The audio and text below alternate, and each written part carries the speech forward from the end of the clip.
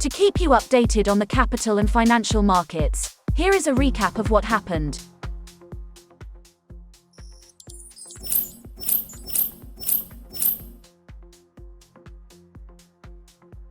Artificial intelligence capabilities are developing rapidly and companies globally are frantically trying to keep up and implement AI tools, but there are consequences to sloppy execution.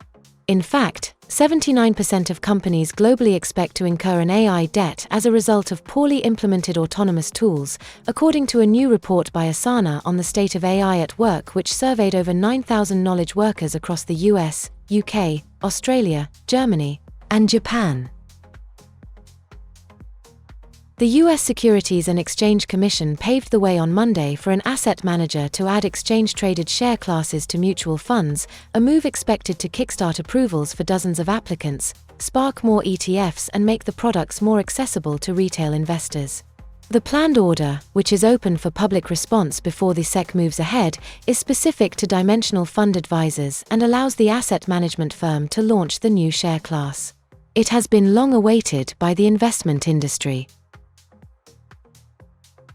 Philippine stocks and the peso lagged Asian peers this month as corruption allegations against government officials eroded investor sentiment and triggered foreign outflows. Global investors have continued to shy away from local stocks, selling $34.5 million on a net basis on the 30th of September, the most in 5 weeks, according to exchange data compiled by Bloomberg. That's after they withdrew $7 million on the 22nd of September and $9.5 million on the 26th of September. The sell-off in Philippine assets followed scandals in the government's flood control projects that triggered mass protests earlier this month, amplifying pressure on President Ferdinand Marcos Jr. to push through reforms. How his administration responds may determine whether investor confidence stabilizes or erodes further in the months ahead.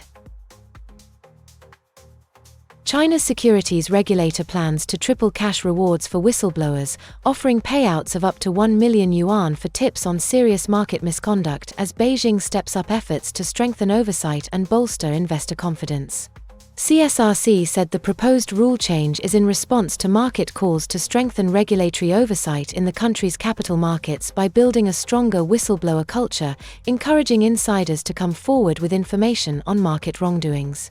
The watchdog is inviting public comments on the proposed rewards revamp before the rules are finalized. Responses are due the 30th of October. Malaysia is getting ready for Budget 2026, focusing on how tax policy can accelerate economic growth by attracting private capital to national priorities. Initiatives like the Government-Linked Enterprises Activation and Reform Program, which mobilized 120 billion ringgit over 5 years, are expected to be a vehicle to promote inclusive development as part of the Ekonomi Madani agenda. Fund managers and institutional investors play a vital role in channeling capital into strategic sectors that drive innovation and inclusive growth. Unlocking this potential requires a tax and regulatory environment that is predictable, competitive, and aligned with national priorities. Beyond efforts like GEAR-UP, Budget 2026 presents an opportunity to enhance investor confidence, attract greater fund participation, and open new avenues for economic expansion through private capital mobilization. Budget 2026 presents a timely opportunity to address tax issues or inefficiencies in Malaysia's fund management industry. Tax certainty and clarity would provide a boost to the fund management industry and strengthen investor confidence in Malaysia's tax system. By adopting investor-friendly tax reforms, we can enhance our competitiveness relative to other regional centers while providing effective vehicles for investor savings and investments. FIMM is pleased to announce the release of its latest annual report, now available on its official website. Link in the description. The FIMM annual convention is back, and registration is now open. Be part of the conversations shaping the unit trust industry's future. Reserve your seat today and get ready for a day of insights, connections, and forward vision. This has been the FIMM TV Weekly Recap. Be informed, stay updated. Be sure to like, share and subscribe.